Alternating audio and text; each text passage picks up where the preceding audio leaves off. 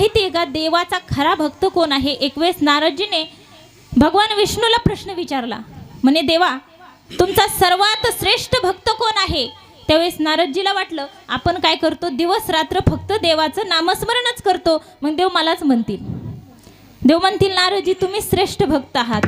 आता नारदजीला तसं वाटलं म्हणून नारदजीने प्रश्न विचारला, परंतु देव म्हणले नाही, तुम्ही माझे श्रेष्ठ भक्त नाही, माझा श्रेष्ठ भक्त भूतलावर आहे म्हणे. तर नारदजीला आश्चर्य वाटलं. नारदजी म्हणले काय, माझं नाव न घेता कोणाचं नाव घेतात हे देव?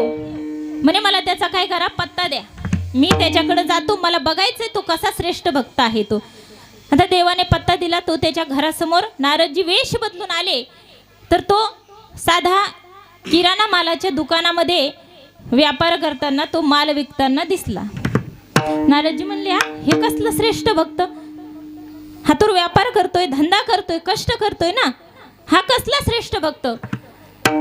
त्यावेळेस नारदजी बघत राहिले. त्याने सकाळपासून काय केलं, त्याने त्या किराणा दुकानामध्ये होता तिथून संध्याकाळी घरी गेला. दिवसभर आपला इमानदारीने व्यापार केला, संध्याकाळी घरी गेला, हातपाय धुतले, आपल्या आई वडिलांचं पहिलं दर्शन घेतलं, आपल्या मुलांसोबत थोडासा खेळला, त्यांना मांडीवर घेतलं, त्यांचं कौतुक केलं. नंतर देवाची पूजा अर्चा केली, जेवण केलं आणि झोपी गेला. सकाळी परत उठला, स्नान केलं, देवाची पूजा केली आणि आपल्या व्यापाराला तो दुकानामध्ये निघून गेला. आता नारदजींना वाटलं हा तर साधा माणूस आहे, हा कस काय श्रेष्ठ भक्त.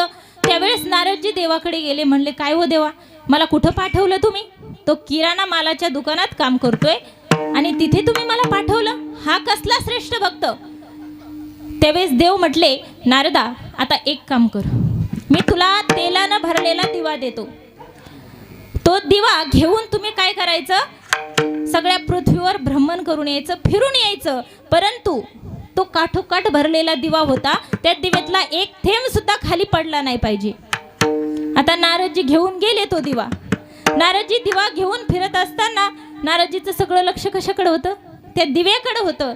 आणि त्या नारदजीनं त्या दिव्यातला एकही थेंब खाली पडू नये म्हणून सगळं लक्ष त्याच्यात घालून देवाजवळ गेले. ते फिरून आले आणि मग देवाने विचारलं काय नारदा आलास का फिरून? तो म्हणे हो आलो प्रभू. म्हणे दिव्यातला एक तरी थेंब सांडू दिलास का? म्हणे नाही सांडू दिला. पण दिव्यातला थेंब सांडू दिला नाहीस आणि फिरून येत असताना किती वेळा देवाचं नाव घेतलंस? तो म्हणे एकदा पण नाही प्रभू. मग म्हणे